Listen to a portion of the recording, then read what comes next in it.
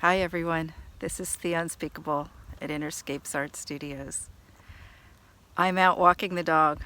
You can see the dog does not like to be video. Okay, so I want to thank everyone who gave me such a heartfelt response to my video yesterday. I was touched and I have a lot of food for thought. One wonderful subscriber suggested that I give a little talk on the healing properties of color. I think there's a lot of myth and superstition around that. So as I'm walking today, I am thinking about this and sharing my thoughts. If you want more energy and you just wear red clothes, does that give you more energy? Or do you need to properly have rest and nutrition? It's a nice idea, and it does come from somewhere. So if you see these colors now, these blues and greens and yellows, they excite the neurons in the body in a certain way. But I'm not just looking at a color through that narrow corridor of awareness. My whole body's in it, and my whole nervous system is breathing it in. The sky blue, I do feel, has a profoundly healing property, but that's being outside and having your whole being connected and looking at the sky, not just a few nerve cells in the backs of your eyeballs. So the colors heal, but it's not the color, it's the immersion in the light.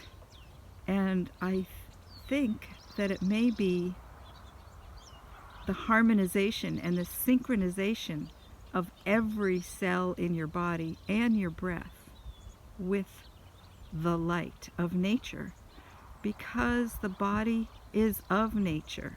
Say you see a painting of sunflowers and there's some bright yellows and greens and oranges that pop out of a beautiful blue background. The mind is so powerful. It could have an experience of the joyful and amazing nature of sunflowers and the sky. And if you're open enough and every cell in your body is receptive enough, that experience could take over and could become real for you and actually present the true healing properties that blue and yellow and orange would present to you in nature. As we're looking right now at the yellow popping out of the green in the vineyards. Or if you're in a loving place like your home and you have yellow curtains. Things like that can bring a healing response. But I don't think it's just the color that heals you, it's the whole combination of your capacity to open up to the part of nature that color is representing. And our minds are very powerful. We can do that. Our minds are also very lazy and associative, and it could skim on the surface very easily.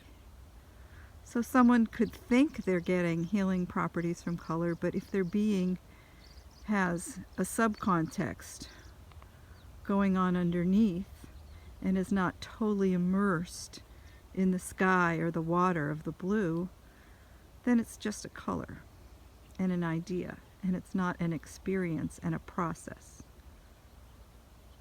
So color therapy has to be not something that's done to you, but something that your whole being opens up to and engages with and activates its own healing response with. I think that colors are assigned properties according to their associations of how and where they occur in nature. Something about these colors right here are very soothing to me. It's the combination. But it's also being in this landscape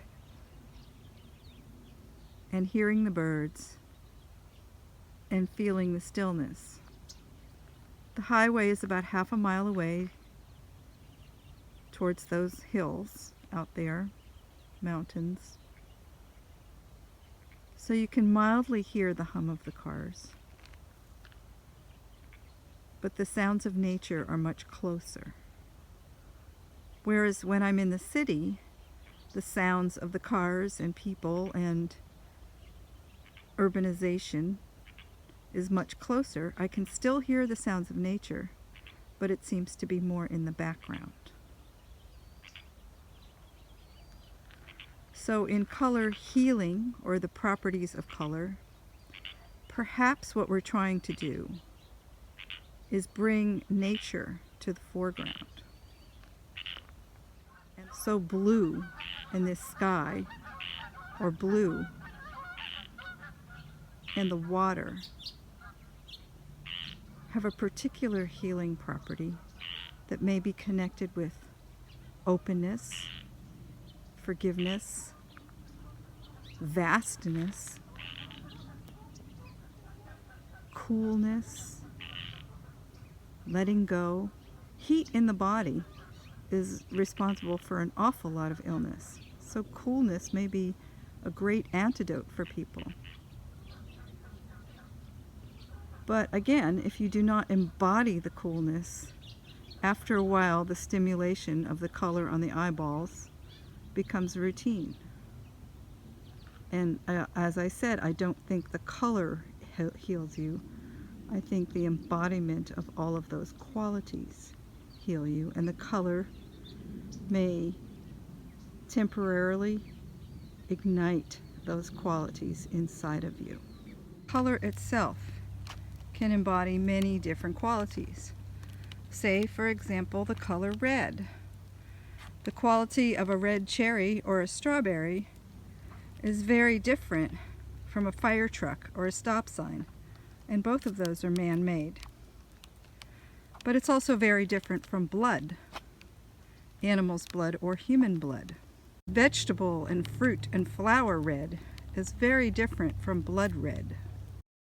And orange, the orange of a tiger lily is slightly different from the orange of a pumpkin or a butternut squash. And the qualities are subtle. So the blue of sky is different from the blue of water. They're both expansive, but have very different properties. So these are all my thoughts and musings. I have not particularly studied anyone else's thoughts on this. I have always observed that there's a mythological and superstitious kind of quality about it. Because I said earlier in the video, if you had a serious illness, wearing, eating, painting, and being in particular colors might help you heal. And if you were a true practitioner, you may not go to the doctors or contact your insurance company. But most people in this day and age, in this culture, would not rely on a color to heal them. So what does that say about us? We'll talk about something and people will get 100 clicks on a video because of color therapy and healing. But when push comes to shove, they want medicine and a pill, and they want to be fixed. And I'm of the opinion that the body is intelligent, and illness is a response to conditions. That color is a doorway into the dimension of nature. It's not the healer itself.